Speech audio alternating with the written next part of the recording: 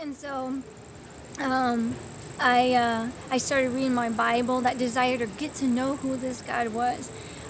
Nobody had to tell me, well, it's, religion. No, religion didn't save me. It was God. It was wanting to have a relationship with Jesus, with this person who loves me unconditionally. And so I started reading my Bible. I started growing. And it didn't just change overnight. I still had these old habits. I still had this strongholds in my life, smoking and with my tongue, just saying things. And the Lord had to teach me. And as I learned more about God, those things started being like, oh, I shouldn't do that. That doesn't please God.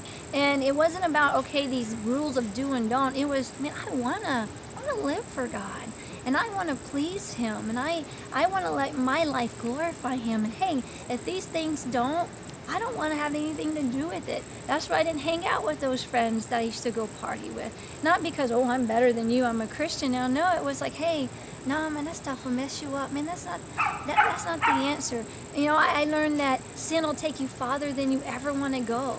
And Satan will sit there and tempt you like, oh, it's not a big deal, do this. Well, yeah, you think, oh, one time nothing happens, but you never know what a months, year down the road will take you. And Satan's a deceiver, and he'll mess you up. And so I had to learn that I had to grow, and sometimes it was 2 steps forward and 1 step back. But it was God making the difference. It was His grace. And went back to school, graduated from high school. That was like a miracle in itself that I even graduated from high school.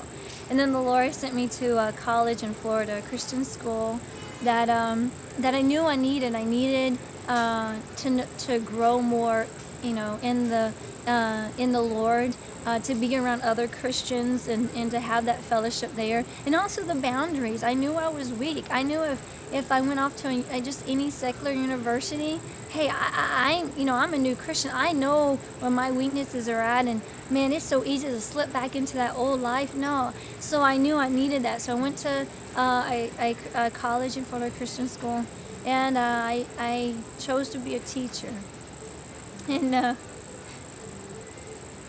wanted to give back to kids what I didn't have growing up, and that is one, to know they are loved unconditionally, to show them God's love through me. And God put that desire in my heart. And so I graduated from college with the education degree, and even my senior year, I didn't know what the Lord was going to do, and I was just praying, Lord, I gave you my life is in your hands, whatever you want. And then the Lord opened a door to come out to Guam, and I remember whenever I got the phone call about praying about coming to Guam, and it was a administrator from Guam at Harvest Christian Academy, and I was like, where is Guam? It got to be up north, because I'm from the south. That's up north somewhere. But finding out it's a small island in the Pacific, and I just prayed, and that desire again the Lord put in my heart.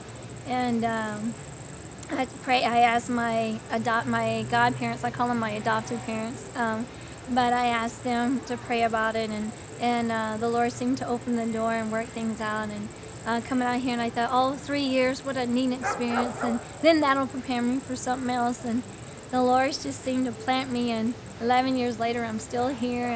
And like I said, just recently, the Lord allowed me to be married to Yuri, and we've been friends for 6 years, and even in that, I know the Lord's worked in that. And even in that picture of marriage, it showed me what Christ does for the church, and that unconditional love. And God's teaching me so much, even in this marriage, about serving others, meeting someone else's needs, and I know God's continually teaching me, and there's times God stops me and He says, whether I'm praying or I'm reading my Bible, He reminds me where He's taken me from, and all I can say is by His grace I am what I am, and I know it's still a challenge living the Christian life for the Lord, but I know one day it's all worth it for eternity. and I'm so thankful for what God's done, where He's taken me from, and what He's done, and just uh, there's names in the Bible that describe God, and one of them is that He's a Redeemer, and the Redeemer, He makes all things new. And he took my life, He took all my mistakes, He took all the hurt and the pain, and He changed them. And our pastor here, and he has a saying. He said, you know what?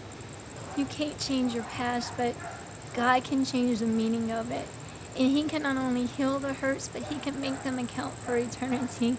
And I've seen God do that. And I've seen God take those things that He's done in my life, and where I've seen somebody else hurting and going through the same thing, and I can say, hey, you know what that feels like, but hey, let me share what God's done. Let me share from His Word the verses that He's put on my heart, and how it's encouraged me, and how it's helped me to not fall back into that temptation, but to live for Him. And I see God piece back my life together.